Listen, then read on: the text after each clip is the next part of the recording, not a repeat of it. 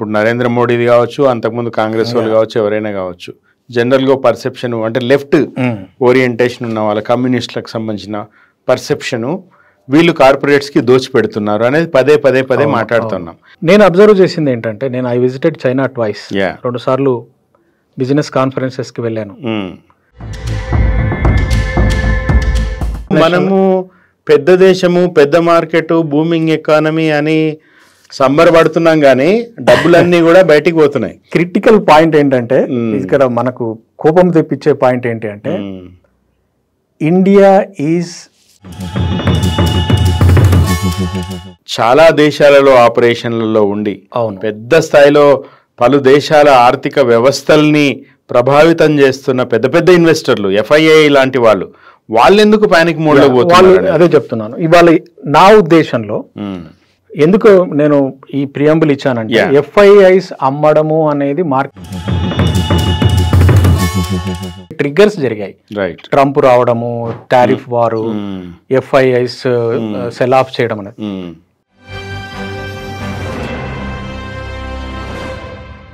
నమస్తే, welcome to 3TV.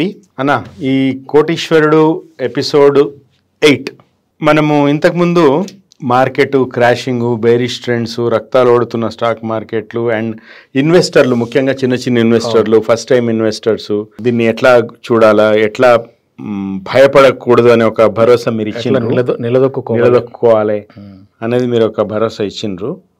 ఇప్పుడు ఈ బేసిక్గా ఈ రక్తాలు ఓడడానికి కారణము FIIs, ఫారెన్ ఇన్స్టిట్యూషనల్ ఇన్వెస్టర్స్, వాళ్ళు పెద్ద ఎత్తున అమ్మకాలకి పాల్పడము. దానికి ప్రధానంగా మీ మీడియాలో వస్తున్న వార్తల ప్రకారం దానికి ప్రధానమైన కారణము ట్రంప్ నిర్ణయాలు అనేది ప్రధానంగా కనపడతా ఉంది. నాకు అర్థం కాని విషయం ఏంటంటే, ట్రంప్ జనవరి 20న వచ్చిండు, ఇప్పటికి నెల 10 రోజులు అవుతుంది, నెల 15 రోజులు. అవును. ఇంకా ఎంతకాలము ట్రంప్ నిర్ణయాలు అసలు అందులో వాస్తవం ఎంత ఉంది, భయం ఎంత ఉంది, రూమర్లు ఎంత ఉన్నాయి? చాలా ఇంపార్టెంట్ ప్రశ్న అడిగారు. మనం గత ఎపిసోడ్ లో కూడా మాట్లాడుకున్నట్టు, మార్కెట్ లో కరెక్షన్స్ అనేవి జరగడానికి సిద్ధంగా ఉంది అనేది అందరూ ఎక్స్పెక్ట్ చేశారు. ఓకే, కొంతమంది మ్యూచువల్ ఫండ్ సిఇఓలే ఈ టైంలో మీరు ఇన్వెస్ట్మెంట్ స్లో డౌన్ చేయండి అని సలహా ఇచ్చారు. చాలా స్మాల్ క్యాప్ మ్యూచువల్ ఫండ్ వాళ్ళు లంసమ్ని యాక్సెప్ట్ చేయడం ఆపేశారు, ఎందుకంటే వాళ్ళు బాధ్యతాయుతంగా ఉండాలి అని. రైట్. కరెక్షన్ అనేది గత ఎపిసోడ్ లో చెప్పినట్టుగా price correction and time correction ఏదో జరుగుతుంది. టైం కరెక్షన్ అనేది కాదు, ప్రైస్ కరెక్షనే జరుగుతుంది. ఎందుకంటే మార్కెట్లో 30-40% రిటర్న్స్ వచ్చాయి కొన్ని సెగ్మెంట్స్లో. కాబట్టి ఆ రెస్ట్లెస్నెస్ అనేది, ఆ అసహనం అనేది మార్కెట్లో, ఆ భయము లోపల ఒక లింగరింగ్ ఫీలింగ్ అనేది అందరికీ, మార్కెట్లో ఉన్న వాళ్ళందరికీ ఉండింది. ఓకే, మార్కెట్కి రియాక్షన్ కావడానికి ఏదో ఒక కారణమో 2 కారణాలు కావాలి. అవి నిజం కావచ్చు, అర్ధసత్యాలు కూడా కావచ్చు. రైట్. ఓకే, వాటి ఇంపాక్ట్ అంతగా కన్నా ప్రమాదం అర్ధసత్యం. అదే, సో వాటి ఇంపాక్ట్ ఎంత అనే ఒక అవగాహన లేకపోవడం కూడా కావచ్చు. ఏది ఏమైతేనేమి మార్కెట్కి ఒక సాకు కావాల్సి వచ్చింది కరెక్షన్ కావడానికి. కరెక్షన్ అనేది మార్కెట్లో ఒక సహజ సిద్ధమైన పరిణామం అనేది అందరికీ తెలుసు. ఇన్వెస్టర్స్ కి తెలియదు ఎవరికి అంటే, గత 4-5 సంవత్సరాల నుంచి ఇన్వెస్ట్మెంట్ స్టార్ట్ చేసిన వాళ్ళకు తెలియదు, ఎందుకంటే వాళ్ళు చూడలేదు. Post corona boys, they have not seen, వాళ్ళకి ఇది కరెక్షన్ తెలియదు కాబట్టి, అరే మార్కెట్ లో ఇదేంటి ఇట్లా జరుగుతుందా అని. నేను అన్ని చూశాను, నేను 4-5 సైకిల్స్ చూశాను. మార్కెట్ లో ఉన్నాను కాబట్టి నేను చూశాను, కాబట్టి అవన్నీ మళ్ళీ వచ్చేస్తాయి అనేది నాకు అవసరం ఉండింటే నేను ఎక్కడ అమ్ముకొని బయటపడాలో నాకు తెలుసు. ఉదాహరణకు మొన్న ఒక 6 నెలల కింద మార్కెట్ పీక్ లో ఉన్నప్పుడు, ఇండెక్స్ పీక్ లో ఉన్నప్పుడు, నా కూతురు పెళ్ళో, నా కొడుకు చదువుకు సంబంధించిన అవసరమో, ఇల్లు కట్టుకోవడానికి అవసరమో, ఇంకొక సంవత్సరం తర్వాత, ఇంకొక 2 సంవత్సరాల తర్వాత నాకు ఆ రిక్వైర్మెంట్ ఉంది, నేను 10 years కొరకని చేశాను, 8th year లో ఉన్నానని తెలిసినా నేను అమ్ముకొని ఆ క్యాష్ నేను డెట్ ఫండ్ లో పెట్టుకునేవాడిని. ఎందుకు అంటే ఏ సంవత్సరంలో మార్కెట్ ఎలా ఉంటుందని ఎవరు చెప్పలేరు. ఎప్పుడైతే మార్కెట్ లో అంత రిటర్న్స్ అనేవి వచ్చాయో తప్పనిసరిగా మీరు వాటిని ప్రాఫిట్ బుక్ చేసుకొని మీ మీ అవసరం అనేది అరౌండ్ ద కార్నర్ ఉంది కాబట్టి మీరు డెట్ ఫండ్స్ లోనో డిపాజిట్స్ లోనో ఫిక్స్డ్ ఇన్కమ్ లోనో వేసుకోవాలి. ఓకే, అలా ఈ ప్రశ్న బేసికలీ ఈ కొత్త ఇన్వెస్టర్లు, చిన్న చిన్న ఇన్వెస్టర్లు, అది మనం మాట్లాడినాం ఇంతకు ముందు. నా ప్రశ్న ఏంటంటే బేసికలీ చాలా దేశాలలో ఆపరేషన్లలో ఉండి పెద్ద స్థాయిలో పలు దేశాల ఆర్థిక వ్యవస్థల్ని ప్రభావితం చేస్తున్న పెద్ద పెద్ద ఇన్వెస్టర్లు, ఎఫ్ఐఐ లాంటి వాళ్ళెందుకు పానిక్ మోడ్ లో పోతున్నారు? అదే చెప్తున్నాను. ఇవాళ నా ఉద్దేశంలో ఎందుకు నేను ఈ ప్రియంబుల్ ఇచ్చానంటే, ఎఫ్ఐఐస్ అమ్మడము అనేది మార్కెట్ పడిపోవాల్సిన అవసరం లేదు. మార్కెట్ పడిపోవడానికి సిద్ధంగా ఉన్నప్పుడు కొన్ని ట్రిగ్గర్స్ జరిగాయి. ట్రంప్ రావడము, టారిఫ్ వారు, ఎఫ్ఐఐస్ సెల్ ఆఫ్ చేయడం అనేది. అయితే మీరు ఇక్కడ గ్లోబల్ గా మన మార్కెట్ యొక్క ర్యాంకింగ్ ఏంటి, మన మార్కెట్ ఎంత పెద్దది, అమెరికన్ మార్కెట్ ఎందుకు కంట్రోల్ చేస్తుంది అనేది కొన్ని గణాంకాల ద్వారా నేను మీకు ఎక్స్ప్లెయిన్ చేయడానికి ట్రై చేస్తాను. ఓకే, ఎఫ్ఐఐస్ ఎవరు? ప్రపంచవ్యాప్తంగా ఎక్కడైనా ఇన్వెస్ట్మెంట్ చేయడానికి ఫండ్ వాళ్ళ దగ్గర పెట్టుకొని కూర్చున్న వాళ్ళే ఫారెన్ ఇన్స్టిట్యూషన్ ఇన్వెస్టర్స్. వాళ్ళకు మార్కెట్ ఏంది? మొత్తం 200 దేశాలు వాళ్ళ మార్కెట్. కానీ ఆర్థిక వ్యవస్థ బాగా ఉండి ఇన్వెస్ట్మెంట్ చేస్తే వాళ్ళకు ఫిక్స్డ్ ఇన్కమ్ కంటే బాగా రిటర్న్స్ వచ్చే దేశాలు ఎన్నున్నాయి? చాలా తక్కువ ఉన్నాయి. ఒకటి America, China, Japan, India. Okay, American economy GDP $25 trillion. American GDP, which is the largest economy, followed by China, which is 9 trillion. Then comes Japan. Then comes Germany and India. Fifth place లో $3.85 trillion తో మన India 5th place లో ఉంది. Okay, మీరు చూడండి 3.85 trillion versus 25 trillion. That is the difference in economy size between America and this is GDP size.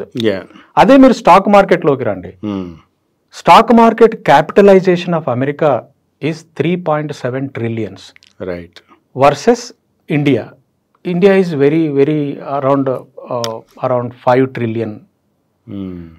55 trillion equity market capitalization of America versus hardly 6 trillion. అది కూడా ఈ మధ్య 1 trillion ఎరోడ్ అయిపోయి it has come down drastically in India. America stock market capitalization is almost 50% of the global market capitalization. మనం India గురించి మనం investment చేస్తున్న మన మార్కెట్ కానీ Indian stock market capitalization, the industry listed companies all put together, it contributes to 2% of the global market capitalization. మనది. Okay, ఈ FIIs కి global అంటే ఏముంది, మనకంటే పైన నలుగురు ఉన్నారు. బట్ మొత్తం అంతా మిగతా వాళ్ళందరూ కూడా కలపాలి కదా. అందరిది కలిపితే ఈవెన్ బ్రిక్స్ గానీ అన్ని హాంకాంగ్ అండ్ ఎవ్రీ కంట్రీ కలిపితే అందులో టోటల్ మార్కెట్ క్యాపిటలైజేషన్ లో అమెరికా 50 అయితే మనది 2%, విచ్ ఈస్ వెరీ లెస్. అయితే మనది పెద్ద దేశము, మనం గర్వపడే దేశము, మనకేంటి, ఎందుకు ఇట్లా అవుతుంది అని మనం ఆలోచిస్తాం. ఫారెన్ ఇన్స్టిట్యూషనల్ ఇన్వెస్టర్స్ వాళ్ళ మ్యాండేట్ ఏముంటుంది? వాళ్ళ మేనేజర్స్ ప్రాఫిట్ సంపాదించడానికి వాళ్ళకుండే కొన్ని $1 billion ఫండ్లో 50% అమెరికాలో ఇన్వెస్ట్మెంట్ చేయాలి, అరౌండ్ 10 to 15% చైనాలో ఇన్వెస్ట్మెంట్ చేయాలి, emerging markets India and few other countries లో ఇన్వెస్ట్మెంట్ చేయాలి. వాళ్ళ మ్యాండేట్ అలా ఉంటుంది, అన్ని ఎగ్స్ ఒకే దాంట్లో పెట్టకూడదు. అయితే గత కొన్ని సంవత్సరాల నుంచి 5-6 సంవత్సరాల నుంచి చైనా మార్కెట్ చాలా డౌన్ ఉంది. చైనా ఇండస్ట్రీ వాళ్ళ గ్రోత్ రేట్ చాలా పడిపోయింది. Government was not supporting industry. You know Alibaba, Jack Ma వాళ్ళు ఎన్ని ఇబ్బందులు పెట్టారో తెలుసు. ఇండస్ట్రీ భయపడిపోయింది. అట్లాగే పొల్యూషన్ గురించి అని చెప్పి చిన్న చిన్న ఇండస్ట్రీలు మూతపడిపోయినాయి చైనాలో. దాని నుంచి చైనా ఆర్థిక వ్యవస్థ అతలాకుతలం అయిపోయింది. అప్పుడు ఏం చేశారంటే అక్కడ అలాట్మెంట్ చేయాల్సిన 10-15% ఆఫ్ మనీని కూడా తీసుకొని ఇండియాలో పెట్టారు. ఎందుకంటే ఇండియన్ స్టోరీలో ఏ మార్పు లేదు ఇప్పటికీ. గత 6 నెలల కింద వాళ్ళు ఇన్వెస్ట్మెంట్ చేసిన దానికి, అక్కడ నుంచి పీక్ ఇప్పుడు చైనాలో పెట్టిన దానికి, అమెరికాలో పెట్టిన దానికి, ఇదంతా ఏంటి అంటే మన ఇండియాలో ఏం మిస్టేక్స్ జరగలేదు.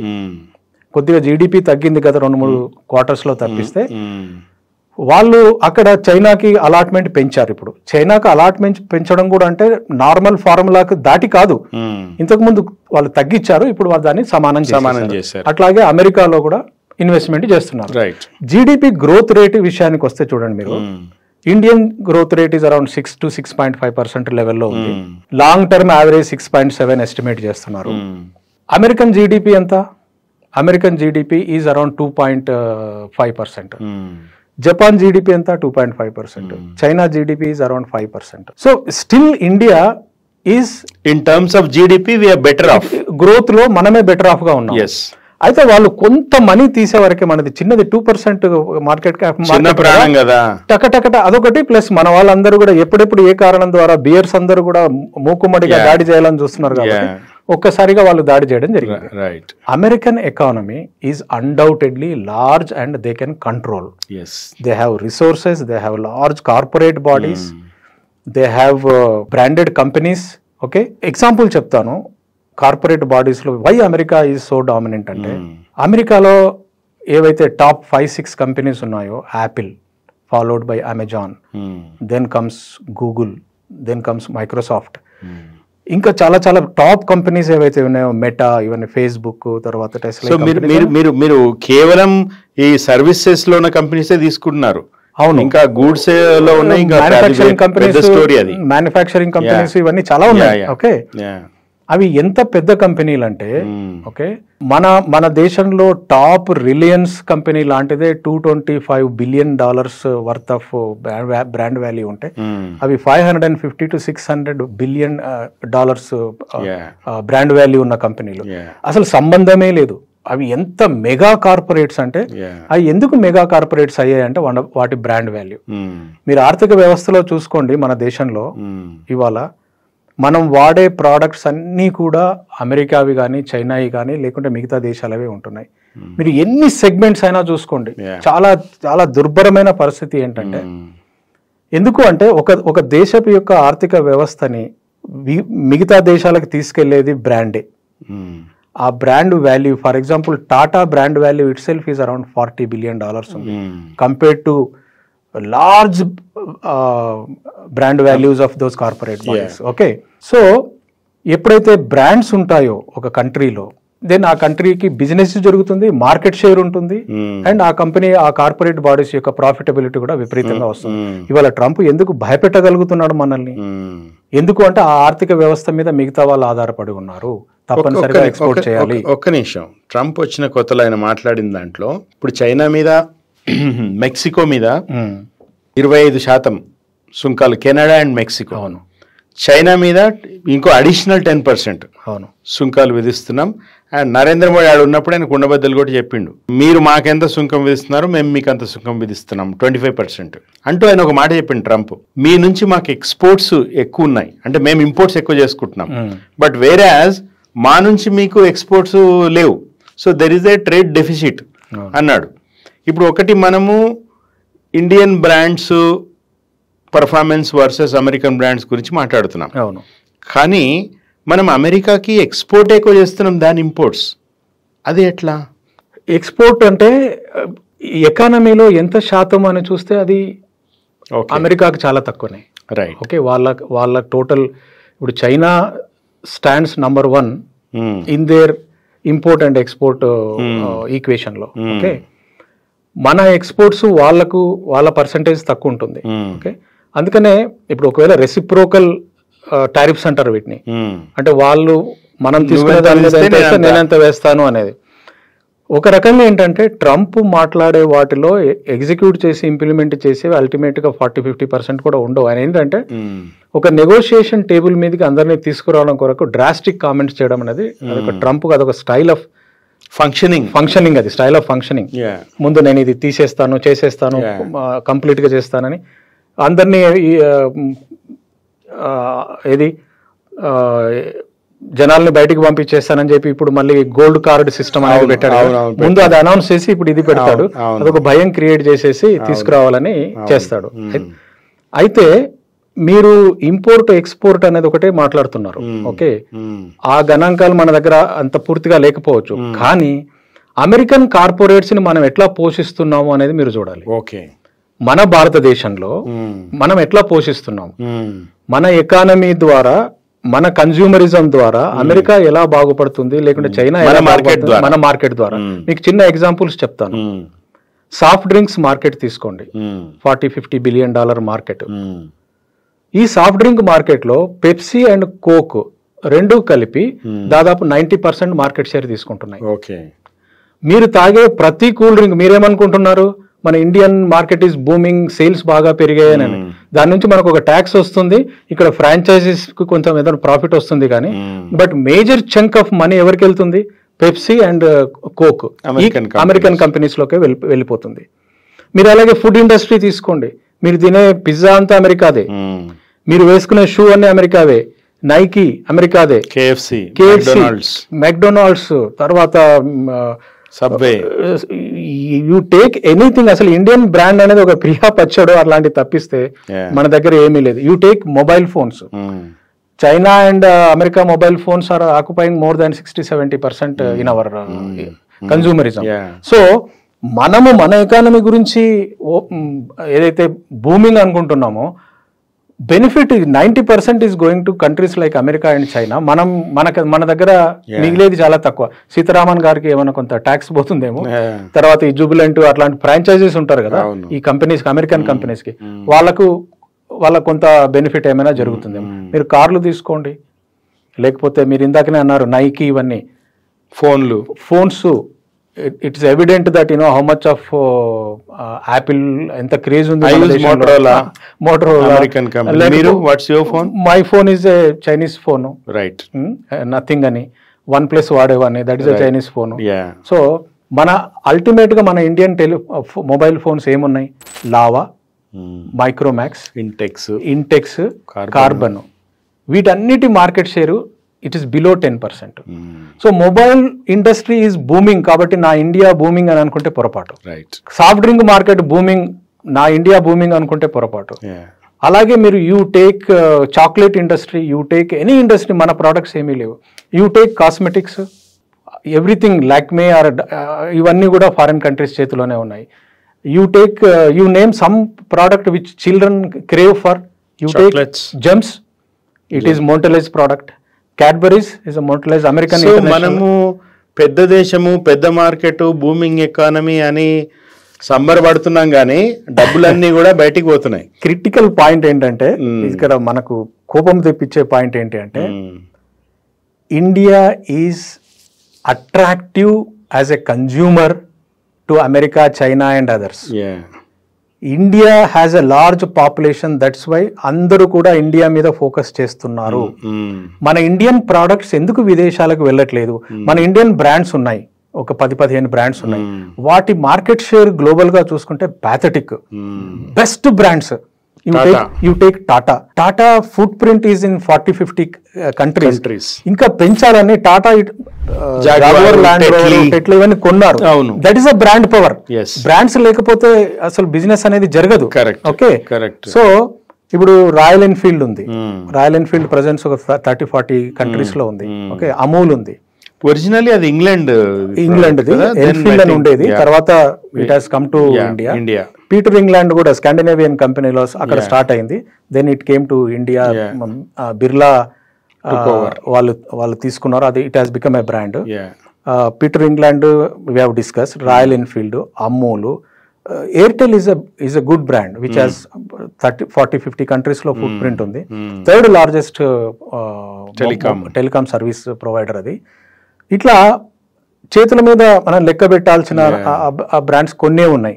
ఓకే, మన దేశంలో మన గవర్నమెంట్ వాళ్ళ పాలసీ అనుకోండి, ఓవరాల్ పొలిటికల్ ఎన్విరాన్మెంట్ అనుకోండి, ఓపెన్ అప్ చేసి బ్రాండ్స్ కి వాల్యూ ఇచ్చి ఆ కంపెనీలను ఎంకరేజ్ చేయకపోతే మన ఇండస్ట్రీ డెవలప్ కాదు. మనం ఖర్చు పెట్టే ప్రతి రూపాయి కూడా, నువ్వు పిజ్జా మీద కొంటే అమెరికాకే వెళ్తుంది, నైకీ, ఆడిడాస్, ప్యూమా, మీరు ఏమైనా తీసుకోండి, మీరు హిల్ ఫిగర్ బట్టలు కొనండి, లివైస్ జీన్స్ కొనండి, బయటికే వెళ్ళిపోతుంది. మీరు కాస్మెటిక్స్లో మన ఇండియన్ బ్రాండ్స్ ఎందుకు రూల్ చేయలేకపోతున్నాయని ఒక 3-4 కారణాలు ఆలోచన చేస్తే, మనం బేసికల్గా మనం ప్రొడ్యూస్ చేసేది, మన ఇండస్ట్రీ అంతా కూడా ఇంటర్నల్లీ ఫోకస్డ్. మన డొమెస్టిక్ పరిధులు దాటి ఆలోచన చేయట్లేదు in terms of market, in terms of aggressiveness కానీ లేకపోతే క్వాలిటీ స్టాండర్డ్స్లో కానీ. That is number 1. నంబర్ 2 ఏంటంటే మన మెంటాలిటీ అంతా ఎట్లా ఉంటుందంటే మనకు ఫారెన్ బ్రాండ్స్ అంటే క్రేజ్ ఎక్కువ. అదేదో ఆహా ఇంపోర్టెడ్ స్కాచ్ తాగుతున్నా అంటే ఆయనకి గౌరవం, రేబాన్ గ్లాసులు పెట్టుకుంటున్నాడంటే గౌరవం, ఆహా ఏమ్రా డనిల్స్ తాగుతున్నావా, మార్ల్ బారో తాగుతున్నావా అంటే వాడి లెవెలే పెరిగిపోతుంది. మన సైకాలజీలోనే అది ఎందుకు మనం చాలా సంవత్సరాలు వీఆర్ రూల్డ్ బై అదర్స్ కావచ్చు, మనం we are not able to go beyond the boundary. Colonial mind set మనలో అదొకటి ఉంది. రెండోది మన పర్సెప్షన్, మన దేశం అంటే ఇంకా స్టిల్ ఇండియా అంటే ఏదో నాగసాధువులది స్నేక్ చామర్స్ లాగానే ఉంది తప్పిస్తే quality perception and business environment లో ఒక కరప్షన్ లెస్ ఎన్విరాన్మెంట్ అనే ఒక ఇమేజ్ మన ఇండియాకి ఇంకా రాలేదు. నాగసాధులు అంటే గుర్తొచ్చింది, ఇప్పుడు మొన్న జరిగిన మహాకుంభ్ చాలా వెల్త్ క్రియేట్ చేసింది యూపీకి చాలా వెల్త్. స్మాల్ వెండర్స్, అదే చెప్పాను కదా నేను మీకు ఇవాళ మార్నింగ్ మన డిస్కషన్ లో, మన కన్జ్యూమరిజం పెరిగితే ఇండియా ఆ డబ్బు ఇండియాలోనే ఉంటుంది అనేవి ఏంటంటే ఏదో చిన్న మలకపేట మార్కెట్లు, రామ్ గోపాల్పేట మార్కెట్, లేకుంటే అక్కడ కుంభమేళా దగ్గర ఈ దాన్ని ఏమంటారు ఓం బట్టలు, కలర్ బట్టలు, సాఫ్రాన్ క్లాత్ అమ్మేవాళ్ళు అదే. కానీ మేజర్ ప్రోడక్ట్స్ ఏవైతే ఉన్నాయో బిఎండబ్ల్యూస్ ఆఫ్ ద వరల్డ్, ఆ ఎకానమీ మొత్తం it is going out side India only. Almost 90% of the product మనం ఏదో ఉప్పులు, పప్పులు, బియ్యాలు, నూనెలు ఇవి తప్పిస్తే మన దేశంలో ఆర్థిక వ్యవస్థ ఇంప్రూవ్ అయింది అంటే ఈ చిన్న కొట్టు వాళ్ళకి ఏమైనా ప్రాఫిటబిలిటీ వస్తుందేమో. ఇండియన్ కార్పొరేట్స్ ఎవరికి వస్తుంది? Samsungs of the world, LGs of the world, Hyundai, Kia, వీళ్ళు తీసుకెళ్తున్నారు మన డబ్బులన్నీ కూడా. మనకి ఏమీ ఉండట్లేదు. మనం ఏదైనా కష్టపడి ఒక బ్రాండ్ తయారు చేసుకోవాలనుకున్నా కూడా, కెఫే కాఫీ డే చాలా మంచి ఉద్దేశంతో స్టార్ట్ చేసి ఇండియన్ గ్లోబల్ బ్రాండ్ చేయాలని స్టార్ట్ చేసింది. 30-40 కంట్రీస్ లో ఇప్పటికీ ఉంది. కానీ ఏమైపోయాడు ఆయన, ద ప్రమోటర్ ఆత్మహత్య చేసుకొని పోయాడు, అప్పుల్లో పడిపోయి. ఎందుకు ఇది జరుగుతుంది? ఎందుకు మనం థమ్స్అప్ ఇవన్నీ ఆ బ్రాండ్స్ అన్ని మనం కోక్ అమ్ముకోవాల్సి వచ్చింది? 1986 లో నా పెళ్లి కంటే ఒక సంవత్సరం ముందు లాంచ్ చేయబడింది అది కోక్. సో తర్వాత ఎగ్జిట్ కావడం మీకు తెలుసు. మళ్ళీ పివి నరసింహారావు వచ్చిన తర్వాత మళ్ళీ రీఎంటర్ అయింది. ఈ చరిత్ర అంతా ఉంది కదా. మన ఇండియన్ బ్రాండ్స్ అయిన థమ్స్అప్ ని, గోల్డ్ స్పాట్ ని, మాజాని, లిమ్కాని వాళ్ళు కొనేశారు, బయటికి రానివ్వలేదు. ఈవెన్ టాటా లాంటి పెద్ద సంస్థలు కూడా లాక్మేని అమ్ముకోవాల్సి వచ్చింది హిందుస్థాన్ యూనిలీవర్ కి. మనకు బ్రాండ్ పవర్ రావాలి అంటే గవర్నమెంట్ సపోర్ట్ విపరీతంగా రావాలి.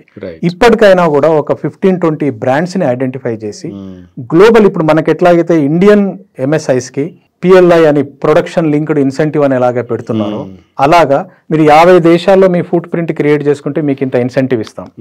75 కంట్రీస్ లో మీ ఫుట్ ప్రింట్ డెవలప్ చేసుకుని, ఎందుకంటే అది ఆటోమేటిక్ గా that will put focus on quality, global standards లోకి రావాలి.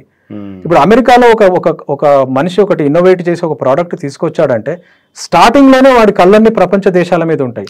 ప్రపంచ దేశాల మీద ఉన్నాయంటే ఆటోమేటిక్ గా ఇండియా మీద ఉన్నట్లే, ఎందుకంటే లార్జెస్ట్ నంబర్ 1 పాపులేషన్. ఫుడ్ గానీ క్లాత్ గానీ ఇలాంటి మార్కెట్ అంతా కూడా, మొబైల్ ఫోన్స్ గానీ ఎక్కడైతే నంబర్ గేమ్ ఉంటుందో ఆ నంబర్ గేమ్ మొత్తం మీద ఇండియా మీదనే వాళ్ళ ఫోకస్ ఉంటుంది. కానీ మన వాళ్ళు ఏంటి, ఏదైనా ప్రోడక్ట్ స్టార్ట్ చేసినప్పుడు మనం ఈవెన్ శ్రీలంక, బంగ్లాదేశ్ లో పోయి అమ్మడానికి కూడా మన వాళ్ళకు ఆ ఎంటర్‌ప్రెన్యూర్‌షిప్ ఈస్ లాకింగ్. అది డెవలప్ చేయాలంటే గవర్నమెంట్ పాలసీస్ బాగుండాలి. సెగ్మెంట్ వైజ్ గా మన సీతారామన్ గారు అందరు కూర్చోబెట్టుకొని క్యాబినెట్ కమిటీ పెట్టి ఈచ్ బ్రాండ్ కి మనం ఏమేమి హెల్ప్ చేయాలి, ఆ బ్రాండ్ గ్లోబల్ బ్రాండ్ కావాలంటే వాళ్ళకున్న పెయిన్ ఏరియా ఏంది, దాన్ని మనం ఎలా డిబగింగ్ చేయాలి. అలాగే ఈచ్ సెగ్మెంట్ కి, ఆటోమొబైల్ ఇండస్ట్రీకి ఒక వరం ఇద్దాం, టెక్స్టైల్ ఇండస్ట్రీకి ఒక వరం ఇద్దాం, పలాని సిమెంట్ ఇండస్ట్రీకి ఒక వరం ఇద్దాం అని ఆ విధంగా వాళ్ళు ఆలోచన చేసి ఫార్వర్డ్ మార్చలు. ఏ ఆపోజిషన్ వాళ్ళు ఏం మాట్లాడినా పర్వాలేదు, వీళ్ళు అదానికి అడుగులకు మడుగులు ఒత్తుతున్నారు, వీళ్ళు రిలయన్స్కి ఇచ్చారు, ఇలాంటి వాటితోనే మన దేశం సగం పాడైపోయింది. కార్పొరేట్ డెవలప్మెంట్ లేకుండా, బ్రాండ్ డెవలప్ లేకుండా, గ్లోబల్ ఫుట్ ప్రింట్ లేకుండా మన ఇండియా ముందుకు వెళ్ళాలంటే ఇప్పుడు $3.85 ట్రిలియన్ ఎకానమీ మనది. మన government with in few years అంటే 2028-29కి మనది 3rd లార్జెస్ట్ ఎకానమీగా తీసుకురావాలని ట్రై చేస్తున్నారు. అంటే జర్మనీని, జపాన్ని దాటి ఆఫ్టర్ చైనా మన ఇండియాని తీసుకురావాలంటే మనం 6.5 to 7 ట్రిలియన్ ఎకానమీని చేయాలి. ఓకే, 7 అంటే రెట్టింపు చేయాలి. రెట్టింపు చేయాలంటే minimum 6.7% of GDP, real GDP 6.7% real GDP మనం అచీవ్ చేయాలి. అది చేస్తే మన ఎకానమీ అక్కడికి వెళ్తుంది. బట్ అది కూడా ఎంత అవుతుంది అప్పటికి? చిన్నదే compare to large countries like China and America. That will be small, but this is small step. కాబట్టి కాన్షియస్ ఎఫర్ట్ చేయాలి గవర్నమెంట్ చేసి ఇండియన్ ఇండస్ట్రీ డెవలప్ అయితే తప్ప ఎకానమీ డెవలప్ కాదు. ఇదో క్యాపిటలిజమో లేకపోతే ఇదేదో దోపిడీని పెంచడమో కాదు అనే ఒక మైండ్ సెట్లోకి మన Indian government, Indian political environment, Indian public వస్తే తప్ప. ఒక ప్రశ్న, ఇప్పుడు ఈ కేంద్ర ప్రభుత్వాలు, అది ఇప్పుడు నరేంద్ర మోడీది కావచ్చు, అంతకుముందు కాంగ్రెస్ వాళ్ళు కావచ్చు, ఎవరైనా కావచ్చు, జనరల్గా పర్సెప్షన్ అంటే లెఫ్ట్ ఓరియంటేషన్ ఉన్న వాళ్ళ కమ్యూనిస్టులకు సంబంధించిన పర్సెప్షను వీళ్ళు కార్పొరేట్స్కి దోచి పెడుతున్నారు అనేది పదే మాట్లాడుతున్నాం. కార్పొరేట్స్కి దోచి పెట్టడం కనుక నిజమైతే corporate story Indian brands foot print in other countries అనేది చాలా బ్రహ్మాండంగా ఉండాల్సింది. అవును కదా, కానీ అట్లా లేదు పరిస్థితి. అదే హాఫ్ మెజర్స్ తో వెళ్తున్నారు ఈ భయంతోనే. మన అయితే నా ప్రశ్న ఏంటంటే, యాక్చువల్ ప్రశ్న, ఇప్పుడు చైనా ఉంది. చైనా రెండో అతిపెద్ద ఎకానమీ. అవును. China is suppose to be A communist country. అవును. ఇప్పుడు కమ్యూనిస్టులు, భారత కమ్యూనిస్టులు ఏమైతే మాట్లాడుతున్నారో, ఇది నేనేం కమ్యూనిస్టుల మీద వెటకారంగా మాట్లాడడం లేదు, లెఫ్ట్ అంటే తక్కువ చేసి చూడడం కోసం నేను చెప్పడం లేదు. కానీ ఒక జెన్యున్ డౌట్ ఏంటంటే, అది ఇప్పుడు చైనాలో ఉండే కమ్యూనిస్టులు, చైనాలో రూలింగ్ లో ఉన్నది ఒకటే పార్టీ, పీపుల్స్ పార్టీ, ఒకటే పార్టీ, వన్ పార్టీ సిస్టమ్, వాళ్ళంతా కమ్యూనిస్టులే. కానీ వాళ్ళు how they are able to achieve that? వాళ్ళకి హర్డిల్స్, పొలిటికల్ హర్డిల్స్ లేవా, లేదా వాళ్ళు అణిచివేస్తారా? అంటే this is some sort of political inclination ఉన్న ప్రశ్నే కానీ, but it's link to economy కాబట్టి అడుగుతున్నా. నేను అబ్జర్వ్ చేసింది ఏంటంటే, నేను ఐ విజిటెడ్ చైనా ట్వైస్, 2 సార్లు బిజినెస్ కాన్ఫరెన్సెస్ కి వెళ్ళాను. షార్ట్ పీరియడ్ లో అబ్జర్వ్ చేసింది తక్కువ, కానీ దాన్ని మిగతా అబ్జర్వేషన్స్ తో, నా కార్పొరేట్ అనుభవంతో చూసుకుంటే ఏంటంటే, ఎంటర్ప్రెన్యూర్షిప్ లో తర్వాత ఒక రకమైన అగ్రెసివ్నెస్ లో ఒక ప్రోడక్ట్ ని ప్రమోట్ చేయడం కానీ, ఒక ప్రోడక్ట్ ని డెవలప్ చేయడం కానీ, చైనా వాళ్ళు చాలా పట్టుదల, వాళ్ళు చాలా ఎట్లా అంటే కమిటెడ్ గా చేయడం అనేది ఒకటి. రెండవది ఏంటంటే, వాళ్ళు కమ్యూనిస్టు వాళ్ళు కొన్ని రకాల ఇండస్ట్రీస్ కి సపోర్ట్ ఇవ్వలేదు అనేది ఏమీ లేదు. ఒక జాక్మా విషయంలో అలా జరిగింది తప్పిస్తే, కెమికల్ ఇండస్ట్రీని పుట్టగొడుగులాగా తీసుకొచ్చారు. కెమికల్ ఇండస్ట్రీ డామినేటింగ్ లెవెల్కి వెళ్ళిపోయింది. ఎలక్ట్రానిక్ ఇండస్ట్రీ, ఒకప్పుడు చైనాలో వాళ్ళకి ఇంగ్లీష్ రాదు కాబట్టి చైనా డిజిటల్ గా వెనుకబడి ఉంటుంది అని అనుకున్నాం. ఇప్పుడు అదంతా ఈ డీప్ సీక్ తో పటాపంచలు అయిపోయింది. కరెక్ట్. ఓకే, వాళ్ళు ఇంగ్లీష్ మీద the way as a country English learning మీద ఫోకస్ చేశారో అమేజింగ్. వాళ్ళు ఏం చేసినా అలాగే చేస్తారు. అవును, మనకు సర్ప్రైజింగ్ కలుగుతుంది. ఎందుకు వీళ్ళు ఇన్ని లక్షల ఎకరాల్లో వేపని పండిస్తున్నారు అని మనం వింటాం. దాని వెనుక ఏదో ఉంటుంది. దాన్ని ఏదో ఎక్స్ట్రాక్ట్ గ్లోబల్ స్కేల్లో చేయాలని, లేకపోతే వాళ్ళు ఇప్పుడు ఏదో ఒక బోర్వెల్ వేస్తున్నారంట. ఆల్రెడీ వాళ్ళు 400 కిలోమీటర్ల లోతుకి వేసారట. ఎందుకు వేస్తున్నారో ఎవరికి తెలియదు. ఏం దాని పర్పస్ ఏంటి అనేది. ఓకే, అలా ఒక పట్టుదల, ఒక పాత్ బ్రేకింగ్, ఒక గ్రౌండ్ బ్రేకింగ్ థింగ్స్ వాళ్ళు చేస్తారు. వాళ్ళ ఎంటర్ప్రెన్యూర్షిప్ కూడా చాలా షార్ప్ మన దాంతో పోల్చుకున్నా కూడా. అలాగే కదా ఇన్నోవేషన్ లో కూడా వాళ్ళు ముందుకు వచ్చారు. ఒక మొబైల్ ఫోన్ ఎగ్జాంపుల్స్ చూడండి. ఇవాళ 4-5 మొబైల్ ఫోన్ బ్రాండ్స్ ఇండియాలో, వివో, ఓప్పో, రియల్మీ, షియోమి, తర్వాత OnePlus, ఇవన్నీ కూడా ఎలా ముందుకు వచ్చేసాయి, ఎంత ఫాస్ట్ గా మన దేశంలోకి వచ్చాయి. సో వాళ్ళు క్వాలిటీ, ఒకప్పుడు ఏంటంటే చైనా ప్రోడక్ట్ అని మనం నవ్వుకునేవాళ్ళం. చైనా ప్రోడక్ట్ అంటే అంత కుసుమంటుంది, క్వాలిటీ ప్రాబ్లం ఉండదు. అలా కొన్ని సెగ్మెంట్ లో ఉందేమో కానీ దే హావ్ రియలైజ్డ్ దట్ ఇవాళ చైనా ప్రోడక్ట్స్ యొక్క క్వాలిటీ బాగానే ఉంటుంది, గ్లోబల్ గా యాక్సెప్టెన్స్ వచ్చింది. సో అండ్ వాళ్ళు they have equally large country with large population and man power, cheap man power అన్నీ ఉన్నాయి. ఇండియాలో ఏవేవైతే ఉన్నాయో అన్నీ ఉన్నాయి. గవర్నమెంట్ డిస్క్రెడిట్ చేసింది ఏమీ లేదు ఇండస్ట్రీని. ఇప్పుడు ఏం చేశారు మీరు వినే ఉంటారు. వాళ్ళ పొలిటికల్ లీడర్ రీసెంట్ గా ఒక 1 month బ్యాక్ అందరు ఇండస్ట్రీ వాళ్ళని, especially soft IT and digital platforms ఉండే కంపెనీలు అందరినీ పిలిచి మీటింగ్ పెట్టాడు. మీటింగ్ పెట్టి మేము మా సపోర్ట్ మీకు ఉంటుందని చెప్పాడు. Huge step ideologically Correct. By a communist country. ఎంత ధైర్యము వస్తుంది కార్పొరేట్. అట్లా అతనే ఎందుకు ఇది చేస్తుంది అంటే మీకు మళ్ళీ చెప్తున్నాను, చైనా వాళ్ళు they will not accept that economic defeat. వాళ్ళలో ఆ పట్టుదల అనేది వచ్చేసింది. ఒకటి అమెరికా వాళ్ళ ఛాలెంజ్ నుంచి కావచ్చు, ఇవాళ వాళ్ళు సెకండ్ ప్లేస్ లో ఉన్నారు, but America always try to irritate them and dominate them. కాబట్టి అలా ఆ పట్టుదలతో వాళ్ళు ఎలాగైనా సరే కొన్ని విషయాల్ని ఐడియాలజికల్ డిఫరెన్సెస్ ని పక్కన పెట్టైనా సరే they are trying to encourage the industry. నేను అనేది ఏంటంటే అలాంటిది మన ఫైనాన్స్ మినిస్టర్ మోదీ గారు 2 మీటింగ్లు పెట్టాలి. ఒకటి బ్రాండ్ ఫుట్ ప్రింట్ పెంచడానికి ఆల్రెడీ రీజనబుల్ బ్రాండ్స్ హల్దీరామ్సే కావచ్చు, ఎండిహెచ్ కావచ్చు, లేకపోతే ప్రియా ఫుడ్స్ కావచ్చు, బట్ ఇండియన్ బ్రాండ్స్ అవి already foot print, royal Enfield కావచ్చు, వీళ్ళందరికీ కూడా మంచి సపోర్ట్ ఇచ్చి ముందుకు తీసుకెళ్ళాలి. వాళ్ళకి కావాల్సిన ఇన్సెంటివ్స్ ఇవ్వాలంటే ఒకటి. రెండవది ఈచ్ అండ్ ఎవ్రీ సెక్టార్కి ఏదైనా ఒక వరం ఇచ్చి వాళ్ళకి ఏదైనా ఒక ట్యాక్సేషన్లో కావచ్చు, పాలసీలో కావచ్చు, వాళ్ళ లైఫ్ని ఈజీ చేసి గ్రోత్ని స్టిమ్యులేట్ చేస్తే తప్ప, నేను చెప్తున్నాను ఈవెన్ ఈ 6.7%, 6.8% of average growth rate to become 3rd largest country కూడా ఇవన్నీ చేస్తే తప్ప సాధ్యం కాదు. వాళ్ళు డే లైట్లో స్టేజ్ మీద మొత్తం all over the media announcement చేసి కమిట్ చేసి ప్రామిస్ చేసిన గోల్ ఇది 3rd లార్జెస్ట్ ఎకానమీ అనేది. It is high time is running out. They have to do something. లేకపోతే గ్లోబల్ ఏవైతే ఈక్వేషన్స్ చేంజ్ అవుతూ ఉన్నాయో వాటన్నిటి ద్వారా మనం రిటైన్ చేసుకోవాలి మన స్టోరీ అంటే వీలు కాదు. So will discuss about that story, how India can retain its dominance అనేది in the coming discussion. Sure అన్న. Okay, thank you. Thanks for that. Thank you.